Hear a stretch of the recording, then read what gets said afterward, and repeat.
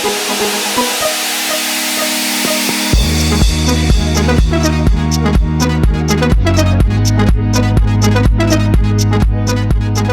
know for me, I have a really similar type of background and grew up as a martial artist and wrestler, and really aggressive and intense and a lot of anger, and went into the military as well and turned some of that intensity in there. And I was 16, 17 when I found my meditation practices. I was trained by Jay Robinson. He was the head coach of, for many years, of University of Minnesota wrestling team. And I spent a month at a training camp at the University of Minnesota, and Jay Robinson every single night would walk us through practice of meditation, and really set the tone and the path for the rest of my life.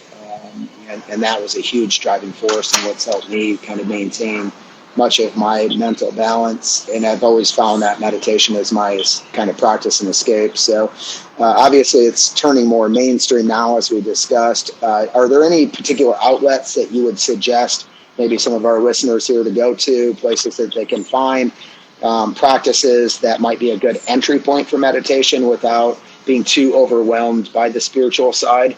Yeah, and I love what you just shared there. Just you had one wrestling coach as a teenager, right? Taught you meditation, had you in routine.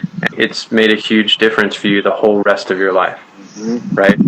That just speaks to that right there. You just need that one person, especially, if we have good mentorship for teenagers, right, that are introducing them to those kinds of things. Some may take to it, some may not, but you just have to give people that little glimpse, and then it'll affect them for the rest of their life. Even if they don't think about it for 10 years, they'll come back to it and be like, oh yeah, that, the Dalai Lama, the current Dalai Lama, said if you taught every 8-year-old how to meditate, there would be no more violence in the world. And obviously that's not like a scientific statement, but I feel it. I believe it because I've been a long time meditator. I understand why he's saying that, and he understands why he's saying that, and it's a real thing. And it's about self-awareness, and it's about the acceptance of self. Anyone who's out there harming someone else or judging someone else or being critical of someone else is experiencing a lack of acceptance of who they are. And meditation allows us to come to the awareness of what we struggle with, what we feel good about, what we feel bad about. And you know what? Say, I accept that about myself. I accept where I'm at, and I'm going to live from this moment forward. Every few days, I hit a moment where I go, okay, this is where I'm at, and I'm living from this moment forward.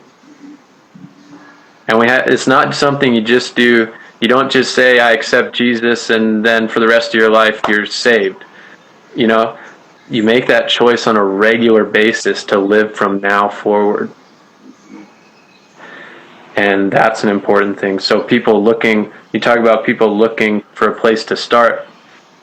My first answer, which is sort of offline from what you're saying, but it's look for the resolve within yourself to live from this moment forward, to accept where you've come from, to accept where you're at, and to live from this moment forward to the best of your ability.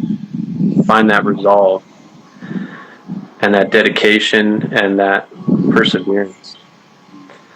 The other thing is, I personally really love Wim Hof. I think the work that he does in the world is amazing. He's a hilarious guy. He's a spontaneous, very free, very wild guy. I think he's an excellent person to go to initially because his practices are very simple and very effective. And he's fun to listen to. He's not like sitting over here acting all like super spiritual. He's just being himself, So he's a very powerful person to tune into. Other practices, go to your local yoga studio. Most yoga studios have free trials. You can go try around a bunch of different ones if you're wanting to get more of a spiritually focused practice. See how that is for you.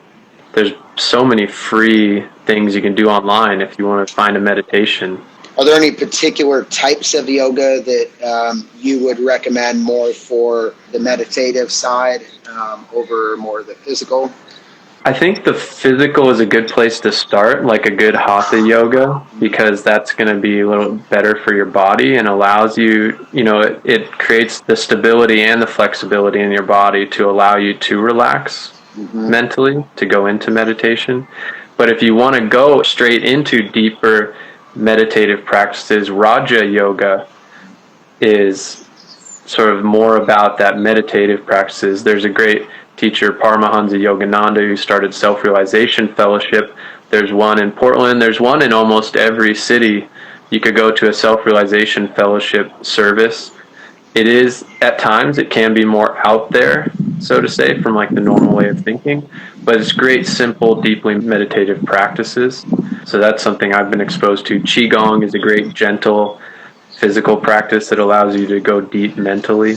Okay, perfect. That's what I was looking for, I really want to touch on that because there's so many different versions of yoga. I'm traditionally trained in Hatha, but I have touched on through my training many other outlets like Kundalini and some of these other pieces. But some of those can be a little intense on the spiritual side. So I also make the same recommendation. Go to a Hatha, Vinyasa, break your body down, and that'll ultimately break your mind down and connect that spirit as we talked about.